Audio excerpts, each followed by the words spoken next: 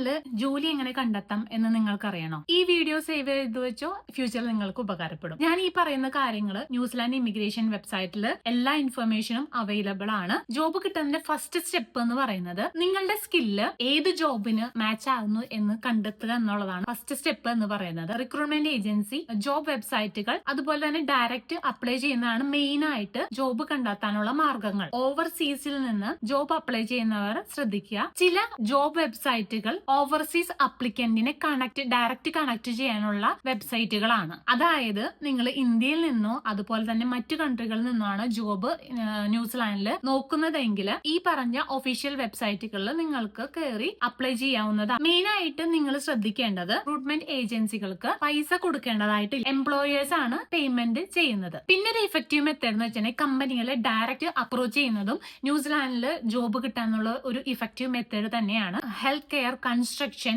Engineering, agriculture എന്നിവയാണ് ന്യൂസിലാൻഡിൽ high ഡിമാൻഡിൽ നിൽക്കുന്ന പ്രൊഫഷനുകൾ എന്ന് പറയുന്നത്. നിങ്ങൾ ന്യൂസിലാൻഡിലേക്ക് വരാൻ പ്ലാൻ ചെയ്യുന്നവരാണെങ്കിൽ ഈ വീഡിയോ സേവ് ചെയ്ത് വെക്കുക. അതുപോലെ തന്നെ ഓവർസീസിൽ ഇരുന്ന് ഏതൊക്കെ വെബ്സൈറ്റ് ത്രൂ നിങ്ങൾക്ക് ജോബ് അപ്ലൈ ചെയ്യാൻ പറ്റും, നിങ്ങളുടെ സ്കില്ല് റിലേറ്റഡ് ആയിട്ട് ഏതൊക്കെ വെബ്സൈറ്റുകൾ അവൈലബിൾ ആണ് എന്നതിനെ കുറിച്ച് ഒരു വീഡിയോ നിങ്ങൾക്ക് ആവശ്യമാണെങ്കിൽ do comment in the comment section. ഞാൻ part 2 as soon as possible ചെയ്യാം. അതുപോലെ തന്നെ എന്റെ അക്കൗണ്ട് ഫോളോ ചെയ്യാൻ മറക്കരുത്.